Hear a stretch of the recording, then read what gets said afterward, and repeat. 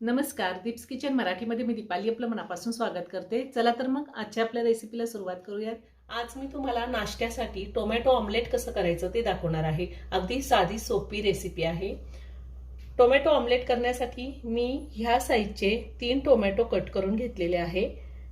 1 वाटी बेसन पीठ घेतले, 4 पोहे खायचे चमचे तांदळाचं पीठ घेतलेले। तुमच्याकडे जर तांदळाचं पीठ नसेल तर तुम्ही रवा घेतला तरीही चालेल। थोडी कोथिंबीर बारीक चिरून घेतलेली, 10-11 लसणाच्या पाकळ्या, अर्धा इंच आलं, 2 हिरव्या मिरच्या आणि एक छोटा कांदा मी बारीक कट करून घेतलेला आहे। 1 चमचा जिरे, पाव चमचा हळद, अर्धा चमचा लाल तिखट, चवीनुसार मीठ लागणार आहे आणि आपल्याला ऑमलेट करण्यासाठी तेल लागणार आहे। मी मिक्सरचं भांडं घेतलंय, त्यामध्ये टोमॅटो घालते, त्यातच हिरव्या मिरच्या घालायच्या आहेत। ही मिरची जास्त तिखट नाहीये, तुम्ही मिरचीचं प्रमाण तुमच्या आवडीनुसार कमी किंवा जास्त घेऊ शकता। लसूण घालूया, आलं, आपण लाल तिखट पण वापरलेलं आहे, त्यामुळे मिरचीचं प्रमाण तुमच्या आवडीनुसार कमी किंवा जास्त घ्या। जिरे आणि आता हे मिक्सरला मी बारीक करून घेणार आहे। मी हे सगळं मिक्सरला बारीक करून घेतलंय, आता मी ते काढून घेते।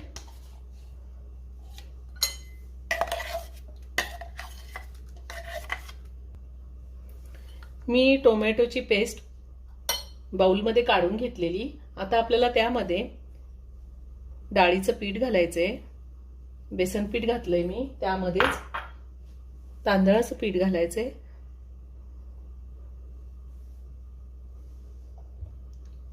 त्यातच मी आता हळद घालते, लाल तिखट घालायचंय, चवीनुसार मीठ घालायचंय, बारीक चिरलेला कांदा घालायचा आहे। कांदा एकदम बारीक चिरून घ्यायचा आहे। तुम्हाला जर नसेल कांदा वापरायचा, नाही वापरला तरीही चालेल, आणि कोथिंबीर घालायची। आता हे सगळं व्यवस्थित मिक्स करून घेऊया। आता थोडं थोडं पाणी घालून मी हे पीठ भिजवून घेणार आहे। आता अजून थोडं पाणी घालते आणि थोडं मिश्रण पातळ करून घेऊया, जास्त पण पातळ करायचं नाही। मी हे मिश्रण व्यवस्थित मिक्स करून घेतलेलं आहे। आपल्याला असं करायचंय, जास्त घट्टही नाही आणि जास्त पातळही नाही करायचं। एवढं मिश्रण तयार करण्यासाठी मला एवढं पाणी लागलेलं आहे। अगदी थोडं पाणी शिल्लक आहे, 1 ग्लास भरून घेतला होता हा मी, ग्लास लहान साईजचा आहे। आता आपण ऑमलेट करून घेऊया। मी गॅसवर तवा ठेवलाय, त्यावरती चमचाभर तेल घालते। आपण हे तेल तव्याला व्यवस्थित लावून घेऊया। आता आपण हे मिश्रण तव्यावर घालून घेऊया। आधी साईडनी घालायचंय आणि नंतर मध्ये घालायचंय, कारण मध्ये तवा जास्त तापतो।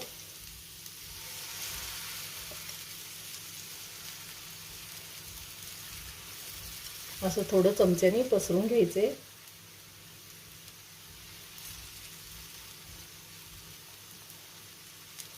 सगळीकडे पीठ एकसारखं पसरून घ्यायचे।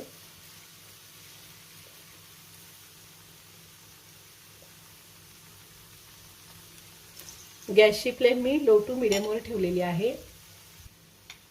आता आपण वरतून सुद्धा थोडं तेल घालून घेऊया। एका बाजूने असं जरा कोरडं झालं की वरतून तेल घालायचे आणि पलटून घ्यायचे।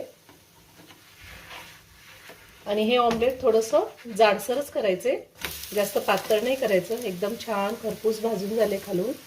आता दुसऱ्या साईडनी सुद्धा आपण भाजून घेऊया। थोडं साईडनी तेल सोडते मी, तुम्ही तेलाच्या ऐवजी बटर सुद्धा वापरू शकता।